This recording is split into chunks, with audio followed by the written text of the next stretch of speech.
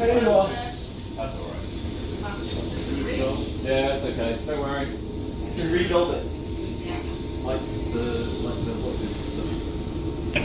is it? Yeah. But like 350 times Earth atmosphere is the kind of standard tank, so the tank's on here, and then 700 times Earth atmosphere is for passenger vehicles. But very, very few actually exist. There's not that many vehicles that use that type of pressure. There's a bunch of rotors, a few hydro dyes. I think there might still be a couple of Hondas knocking around, but most of the stuff has either been decommissioned or has been sold elsewhere or is used to kind of like in museums and stuff like that. But yeah, Toyota do have the Mirai, which is their one that they've used that they've had in the UK for quite a while. They've got a decent fleet of those, but they are mostly just used as kind of demonstration. Okay. All right. Thank you for your time. Pleasure. Thanks, guys. Here we go. You succumbed, did you? I didn't. Oh, I see. Hey guys, we're on one power. How are we doing? Very well. We have a little hydrogen fuel cell, hydrogen supply, and our little motor underneath. This is exactly the same technology as is on the big train. So on the big train we have a massive fuel cell, masses of hydrogen tanks, and a large battery as well. So on this train, this is actually an electric train where essentially we have a fuel cell continuously charging the battery. For my little one, of course, this is just direct fuel cell to the power. So this is our little hydrogen train, which when we set it off, so it is getting, it's essentially taking hydrogen from our little hydrogen tank, combining it with oxygen from the atmosphere, producing water from that reaction, and producing electricity as well. So slowly around the corners. Oh, I see. Oh, yeah, of course. Needs to get going a bit. So what we are doing here today, of course, as well, is we are building a large, elaborate Lego cityscape. So if anybody does want to try their hand at building some bits for our city, we would be delighted. As you can see, when I give it a little blow, it does go faster. That's because mine does not. So the big fuel cell on this train has big air blowers that blow air through the fuel cell, whereas mine does not have any air blowers, so it is cooled essentially and provided with oxygen just by its own movement, which is why we have these strategically placed fans around the table as well, just to make sure that it keeps going. This train itself is designed to go on the main line as well as be able to go off parts which are electrified, so it can do about 350 to 400 miles on hydrogen alone. And the idea being that this train will be used in places where currently we are using diesel locomotives to service areas where it doesn't make sense to electrify. So places like the Highlands, kind of less used routes. It costs about £1 million per mile to electrify. So there are many places where it just doesn't make financial sense to do so. In those areas, we're using those diesel locos, which are very smelly and loud and very expensive, and so we're hoping that hydrogen will take over that to give a clean, relatively quiet alternative to what we're currently using. You just go through, it's always mind the step as you come in, and we also have some of these hopper windows open in there, but we're up against them, so just make sure you don't catch yourself on them as you walk by. And Jamie, can you do me a favour? Can you pull this door shut behind us? Yeah, will do. So no one follows us. So. Yeah, so that, because this is proof of concept in the demo, so we're happy to go straight.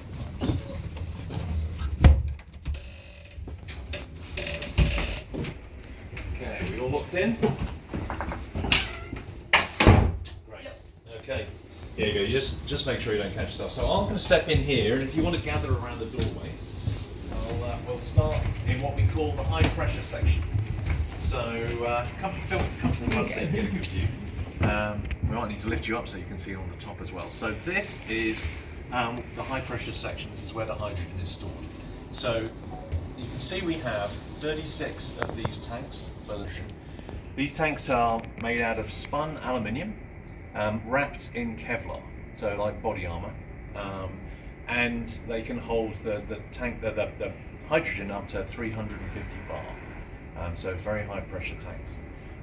Each of these tanks weighs about 150 kilos, and we've got 36 of them. So imagine we had to reinforce the floor of the vehicle quite a bit to mount all of this so that it's secure, because it also has to be rated for impacts and things like that. So quite a serious bit of reinforcement of the vehicle compared to just carrying passengers around. Does anybody want to make a guess as to how much the hydrogen that fills this tank weighs? Anybody? No? Okay, 7.7 kilos. So 150 kilo tank, 7.7 kilos of gas. Hydrogen is very light, but there's a lot of energy in 7.7 kilos. So we've got 36 of those. So in here, we have a whole bunch of sensors. If you actually look above your head, this is a hydrogen sensor. We have these along the vehicle, we have them inside various sections, and they are going to detect if there's ever a leak. This we call the containment wall, but it's not a gas-proof wall. Hydrogen is incredibly buoyant, so it's going to go straight up. The goal of this is just to encourage it to go this way rather than come out into the corridor. But if we detect any hydrogen, you'll start to get an alarm. So these alarms are used in the automotive industry, and they have like a warning at 1% and then an alarm at 2%. About 4% is when hydrogen can actually start to combust in air. We actually operate the alarm at 1%. We're just keeping it super cautious. So if there's 1%, we're starting to get an alarm. Up here is a big fan, and down that end is another big fan. So if we detect, those fans will start to vent and sort of draw the air out very rapidly. Each of these tanks has got its own valve on it. So this is a valve, these are valves. In here they have the normal controls for feeding the hydrogen out to the train. They also have a bulb, so if they detect heat and from a fire in here, that bulb will go off, it'll shut the valve down. If it detects there's too much flow coming out of they will also shut the thing down. So everything reverts to a safe condition if they detect any issues at all. The unusual thing about hydrogen is if it burns, there's no visible flame, it's invisible, which means that it's kind of a little bit more dangerous in a fire. Now, everything around it has got paint on it, that will probably smoke and you'll see that, but you don't see the flame. So that's why it's so important that we have all of these sensors to detect what's going on in here. So that's where we store this, and this gets fueled up from a tanker. We actually bring in the hydrogen in by truck at the moment to fuel up at our location. But a full tank of fuel is about 350 miles of range. So we can go a long way on this. So any questions about the tanks or anything here before we move into the next section of the vehicle? No? There you go. That's more like it. Okay. Can you all see? Yes. Okay, so this is where the magic happens. So the fuel cell is the blue box down here. So this, about a half of that is actually the sort of membrane area where the chemistry takes place. The other half is control electronics and pumps and things like that. And what happens in there is the hydrogen, it gets mixed with oxygen and it creates water. So hydrogen, H2, oxygen, O2, two lots of hydrogen, one lot of oxygen, you get H2O. And so doing that combination actually generates a lot of energy. And so about 50% efficiency in this fuel cell means that of the energy from the hydrogen that we put in, we will get about half of that as electricity. The other half will be heat, which is unfortunately something we have to waste. Now you might think that sounds very inefficient, but if I told you that a petrol engine has an efficiency of about 25 to 30%, you'd realize that actually this is a very efficient way of converting into electricity. So this fuel cell's notionally rated at 125 kilowatts. We operate it up to about 100 kilowatts, and the reason we do that is that over the life of the fuel cell it will gradually lose performance, and so by using it at 100 kilowatts we get full performance for what we need for the whole life of the fuel cell.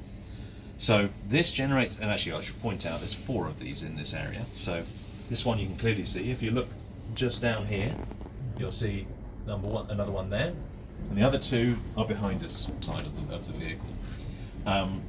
So it produces DC electricity, but it's not at the voltage that in fact the voltage that it comes out varies depending on how much power it's producing. So this box here converts everything to 675 volts DC, and then that is fed into the normal control circuits for the train to provide traction power. These two little ones up here, they actually produce low voltage power, which we use for things like the lights and any of the heaters on the train and things like that. This is the chimney. So the water that we generate from this is actually hot, so it's steam. And so we get steam coming out from here. When the thing's running and you look outside, it's just possible you might see a little bit of steam coming out of the top. It's not like a locomotive where it's chucking it out the top, but it's quite hard to spot. And some of it will actually condense as it's going out there, and then it'll just run down and drip out the bottom of the locomotive. But that's all we throw out, water, and it's the purest water you'll ever come across, because it's just hydrogen and oxygen. It's not been filtered through rocks, or it's not come through rivers with anything. It's just water in its purest form. So, as mentioned, we get a lot of heat, so we've got to get rid of that heat. So this is where we do that. So there is a heat exchanger, sort of like a grid, like your car radiator, down the back here.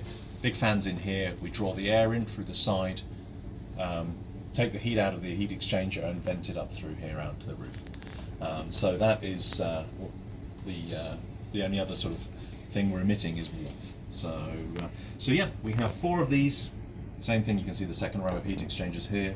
Same on the other side. This would normally be closed up in service, so we've just opened it up for the day. And then that's how we provide the power to the train. So any questions on any of this? Is related to the control of the fuel system. So you can see we have fuel cell 1, 2, 3 and 4 here, and then you see the battery coming in here, feeds through, and that goes off to the main traction supply. So our engineers, when we're doing tests, if they need to come and see something quickly, they can just see what's going on. I can also see what the status of the battery is. So you've got 77% on the battery at the moment. And then this is the black box, the crash recorder. So black boxes are never black, they're orange, because that makes them easier to find. So that's a standard recorder like all trains have, but it's recording what we're doing on the train at any time. When we have an engineer on the train during test, they'll probably have their laptop plugged into the systems anyway, so they can track a lot there. But here they can go and get quick access as to what's going on. And then this is the cab. So this looks almost exactly as it did when this train was built in the 1980s. So if you want to pop yourself up on a seat there for the time being. Over about the hydrogen system. So if there's any alerts that come up, they would pop up on here that he could see it. But otherwise, there's a big red light there that tells him there's a problem with the hydrogen system, and there's a big red button over the other side. So if something was going wrong, he saw like a vehicle on the track or something, and he was hit that, it's going to shut down the fuel cells, it'll isolate the battery immediately. But other than that, all of these controls are what was on this thing when it was built in the 1980s. So to drive it, it's just like driving a train would have been when this thing was first built. The cab at the other end has a duplication set of these controls, but it's all driven from here. It's just wired from here to the other end. The other 3 vehicles are basically the same as they were all along. And so this is just, this vehicle's the only one that's been modified in a significant way. And then the only thing we've done in those is put the nice comfy seats in, so that we have the table and the nicer chairs, because we take people out on this thing on a regular basis, and once you're riding it, it's just like a normal train. If you're going to be out for a few hours, it's like, well, there's nothing new to see, so might as well have a meeting, or sit down with your colleagues and discuss something else. So that's why we have the boardroom table in there and the comfy chairs. And that's it. So this is the unit. So the plan for us at the moment, I've got to keep an eye on how I'm doing time. If we start to turn and head back